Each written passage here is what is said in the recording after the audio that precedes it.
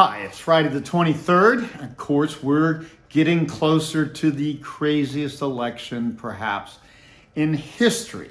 And, there's a lot of things that could still happen here. Trump is much farther behind than he was Hillary when he won against projections back in 2016. And I saw that as a strong possibility just because I learned from my father, who was a political consultant at the national level, that the all-star wrestling fans were the epitome of the swing vote that decided elections, not the average person. And I knew Trump was just killing the all-star wrestling fans. But it's important to understand it's all about the Electoral College here, just like last time. And there is a video I've mentioned before called The Great Hack. It talks about how Cambridge Analytica and used Facebook data in coordination to get Brexit passed, to get Trump elected, to raise Ted Cruz to number 2 in the Republican lineup, and originally helped get Obama elected. They never lost anybody they got behind. That's the point. And they said something very important in that video. 70,000 votes in 3 key swing states decided that 2016 election. Now, this is crazy. This Electoral College is the worst thing that's ever happened.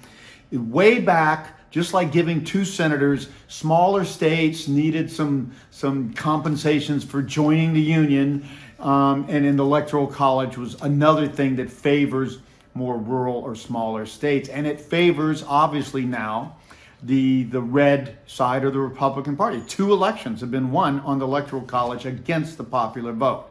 So Trump still has a chance, but less so than last time. I think the economy is going to keep the news is good short term. I think third quarter GDP is going to come out right before the election in the next week, is going to be better than most people expect. The jobless claims just came in the lowest yet. They're still high, but still better than expected. So normally that would be good for Trump. One of the problems, which my research assistant pointed out to me, a lot of people have already voted because of COVID. More mail voting, which of course Trump campaigned against for a lot of reasons. I think it doesn't favor his voters as much.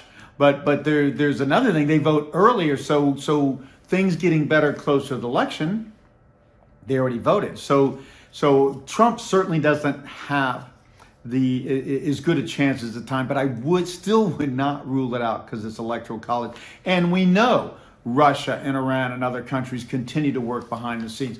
I have no idea what Trump and his group is doing behind the scenes. Cambridge Analytica doesn't exist anymore because they got trashed after so biasing those elections. People don't like that, and Facebook got hurt by that too.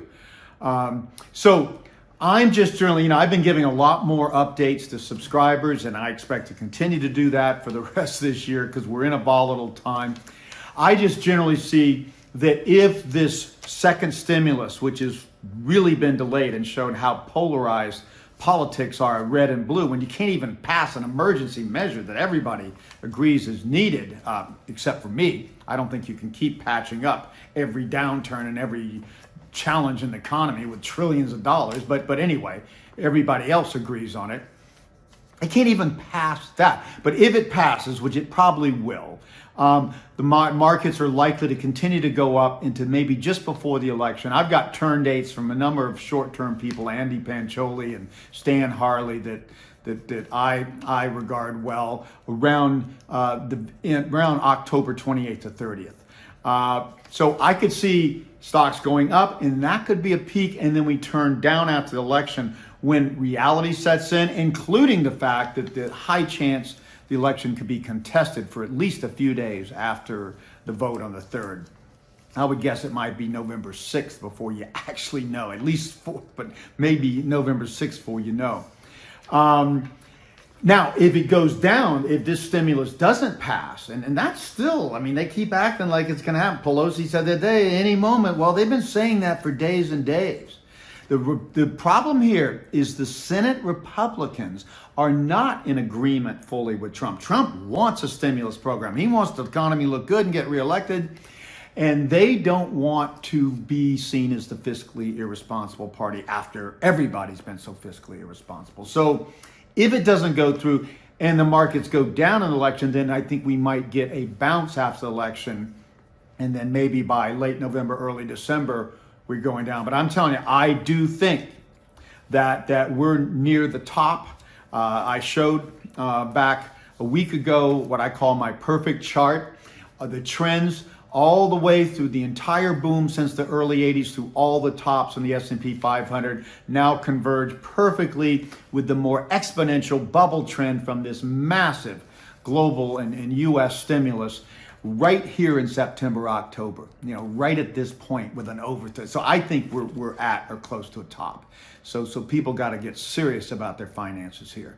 So again, we'll see with this election. The one thing that's not happening, as I would have thought, economy looking better into the election. I would have thought the COVID crisis would be tailing off more markedly. It is still kind of planing out. We're actually in a third surge in the U.S. There's first one in April, second one in July, and it may or may not go to new highs in cases, and it's only having lower death. Deaths are going down.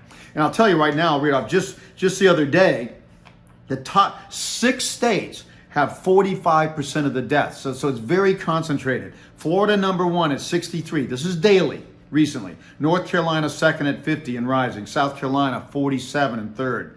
Michigan, 46. Illinois, 42. And Indiana, who do we know is from Indiana? Mike Pence.